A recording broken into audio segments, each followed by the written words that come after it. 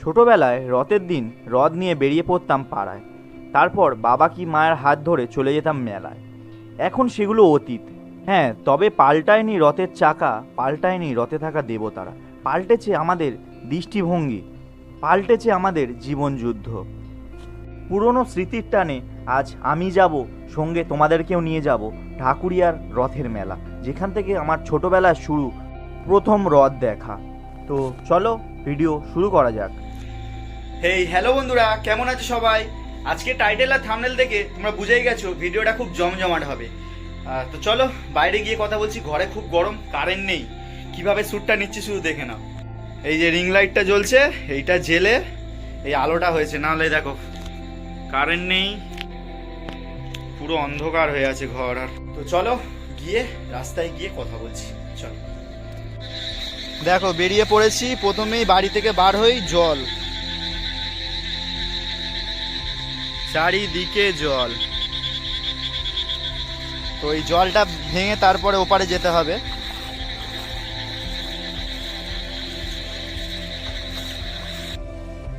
নীলা বেবিকে আজ সাথেই নিয়ে যাব, কিন্তু আজ কোনো মোটো ব্লগ হবে না।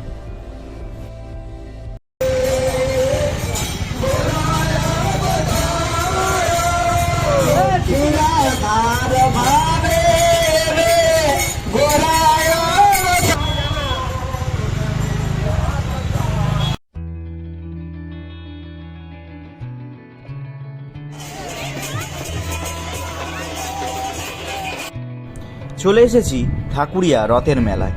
এসে দেখি এখানে প্রচুর মানুষের ভিড় রয়েছে। সবাই সবার মতো ব্যস্ত, কেউ কেনাকাটি করতে, কেউ খেতে।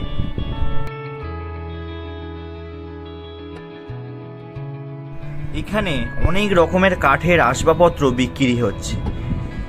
আমাদের বাড়িতেও বেশ কিছু আসবাবপত্র আছে, যা এই রথের মেলা থেকেই কেনা হয়েছিল, আজ থেকে অনেক বছর আগে।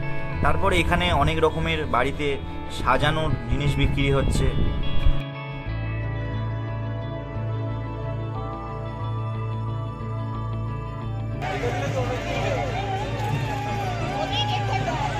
মেলায় যেই জিনিসগুলো বিক্রি হয় সাধারণত এখানেও একই জিনিস বিক্রি হচ্ছে, কিন্তু আমার চোখ আটকে ছিল এই জুতো জোড়া দেখে।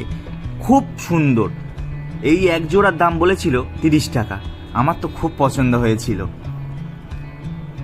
আর মেলায় এসে পাঁপড় ভাজা খাবো না তা তো হয় না, তাই এসেই একটা পাঁপড় ভাজা নিয়ে নিলাম।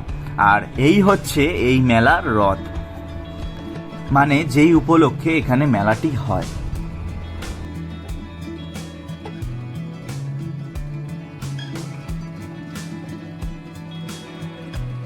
এখানে হচ্ছে প্রসাদ বিতরণ, আর লাইনটা দেখে আমি তো অবাক।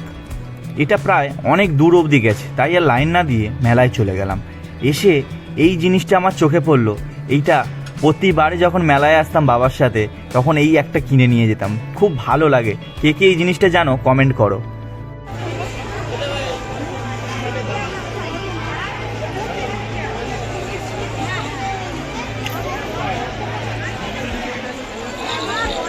আর এই জিনিসটা আমি আগে কোনোদিন দেখিনি। কাঠের গুঁড়ি কেটে তার মধ্যে নাম লিখে দিচ্ছে, বেশ সুন্দর লাগছিল।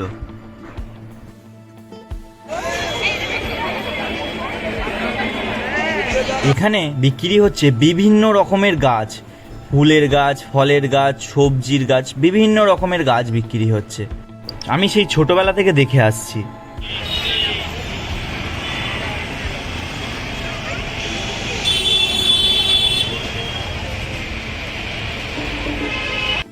মেলায় এসে শুধু পাঁপড় ভাজা খেয়ে বাড়ি যাওয়া যায় না, তাই একটা আইসক্রিম নিয়ে নিলাম। তারপর চলে এলাম যতুর পার্কের সামনে এই কাকুর দোকানে, মদন কাকুর দোকান, যেটা আমরা ছোটবেলা থেকে খেয়ে আসছি এই কাকুর কাছে। 1 প্লেট চাউমিন সাথে 2 বোতল কোল্ড ড্রিঙ্কস দিয়েই শেষ করলাম আজকের রথের মেলা।